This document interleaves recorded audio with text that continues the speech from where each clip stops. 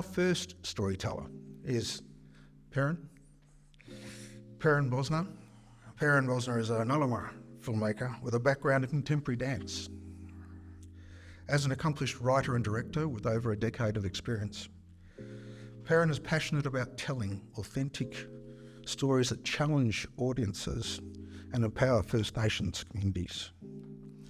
Perun has written and directed several short films, including horror analogy Dark Place, The Shore on ABC, Blight also on ABC, Fighter on NITV, yes, definitely go and look this stuff up, all right, you mob, that's the homework, and Shadows of Displacement NITV. And most recently, wrapped on filming season 2 of Our Law, which will be available on SBS on demand. So you can actually go and enjoy the nature of what it is that Perun's helped pull together as yarns, and in the way in which he's challenged folks about who we are as contemporary peoples in this society. Perun, if you'd like to take my place on this mic, I'm going to step sideways and give it to you. Welcome. Great. Thank you. My name is Perun. It's an odd name. I didn't pick it.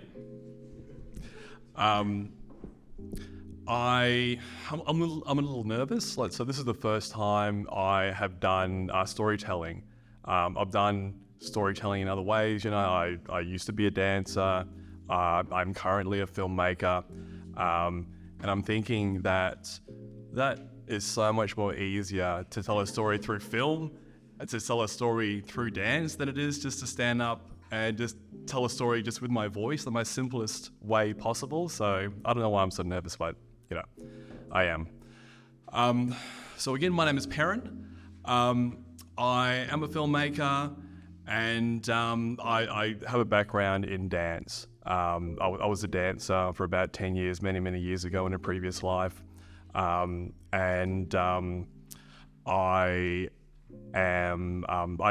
love the arts. I think the arts is a great way at telling stories. It's a great way at communicating ideas and experiences and emotions. I think that I believe that everyone has a voice, and I believe that the arts is a great way at giving someone a platform and an audience to be able to talk about whatever it is they want to talk about. So in my case, I'm really passionate about telling stories about my people, about my community, really just about like blackfellas and black communities all over Australia.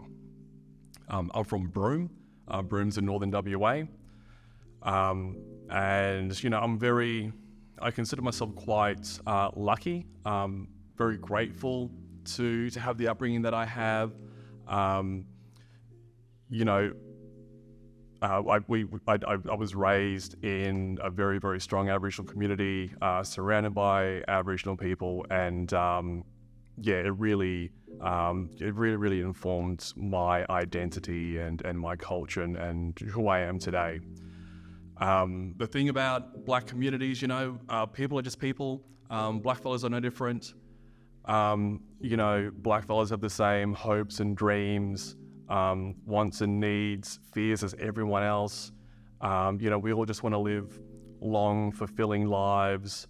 All of my aunties, they're all nurses. All my uncles, they're all tradies. My teachers were Aboriginal. I got a uni, and a lot of the academics at Notre Dame University up in Broome, they're all Aboriginal. Some of them were actually my teachers in primary school as well. They used to remind me of how precocious I was when I was younger. People are just people. But one of the beautiful things about Broome is that when the black community in Broome is that when someone's in trouble, we talk amongst ourselves and we have a think about how we can help these people. It's that's the goal at the end of the day as a community. I think how you can help other people in your community. And my mum is one of those people. She is a big advocate for helping blackfellas, especially blackfellas in her community when I was growing up in Broome. She worked at an Indigenous Women's Refuge Centre. She worked with young black kids who didn't have the best start in life. So yeah, she has a lot of experience working with people who need help, and she's not afraid to use her voice and to voice her opinion to anyone who'll listen and anyone who is in a position to help. So something, she used to tell me all these stories about what it's like working in these different organizations, and something that I kind of picked up on is that the hardest thing about working in those areas, in those kind of areas of advocacy and stuff like that, is that the hardest thing isn't like helping people. The hardest thing about a job was, convincing the government to give money to these organizations, convincing the government to help her, and just to like have the government listen to what she has to say about helping people in the community. I remember this one story she was telling me. So I think something happened where the government overspent the money that they had allocated to fund all these different black organizations up in Broome, and they wanted the money back. Calling up all these organizations and saying, hey, we gave you too much money, you have to give it back. And, Mum was saying, well, that money, that could buy us a bus, that could help us get women to the refuge centre, escape domestic violence. And, the government didn't want to hear it, they just wanted the money back. And so she bought the bus anyway and pissed off some powerful people, so... But it made me think, it made me think, like what the government, what they want to hear, like what voices they want to listen to. And I kind of feel like not just with the government, but with like the media as well, that people only want to hear how bad things are for Aboriginal people. They don't want to hear how good things can be. So I think when people like my mum, when they're like advocating for positive changes, they're advocating for their organisation, they're talking about, hey, you give us this money and this is how good things can be for our community. And yeah, like people don't want to hear that. And I think, I think maybe it's because that there's some kind of unresolved relationship with Aboriginal people, like between the government or between Australia in general and blackfellas, So my great-grandmother, she was a part of the stolen generation. She, so I'm Ngarluma. So I'm not actually, my heritage isn't actually from Broome. It's actually from Cossack, from Roban, from Karratha. And my great-grandmother, she was taken from Cossack and she was, taken up to Broome. And that's where she had my grandmother, my mother and me. And so there's, everyone kind of knows about intergenerational trauma. Like there's this trauma of not knowing like who you are, not really knowing much about your culture, even your family. I've got like so much family in Roban that I've never even spoken to before. So all this culture, that I just didn't really get to grow up with and experience. So that really messes with people, and so that trauma gets passed on to different generations, and this trauma from the past, it affects the present. If it doesn't get addressed in the present, it gets carried on into the future. So that's what my mum tries to address through her advocacy, through her kind of social work. But it's really hard to get people from the government to listen to that, and even even like the media and the wider Australian community, apparently, to hear stuff like that, to hear about the things that like black community needs. And they're not big things. They're like in the grand scheme of things, compared to like the GDP, it's like a drop in the bucket, So that's watching her fight for these things. It really inspired me to get into the arts.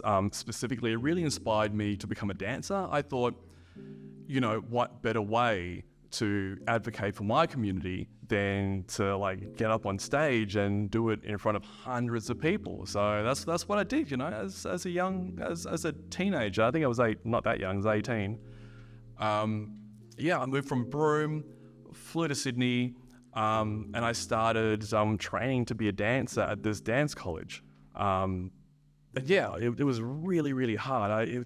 Thinking about it now, it's probably like the most inefficient way of conveying a message to an audience. I don't know. But you know, I learned how to dance. I learned how to like choreograph, how to tell a story through dance. The most abstract art form there is. And I did all that, and then I graduated and I started working professionally. And you know, one of my first professional jobs was with a dance company, and it was at the Sydney Opera House. And I thought, yeah, this is it. I've come a long way. Really proud of myself. This is probably like the pinnacle of my career right now. I don't think I'm ever going to reach like a higher platform and speak to a larger group of people. This is it. Finally, I get to talk about the things that matter to me. And and I kind of started to reflect on like the dance that we're doing and the stories that we're telling, and it was kind of at odds with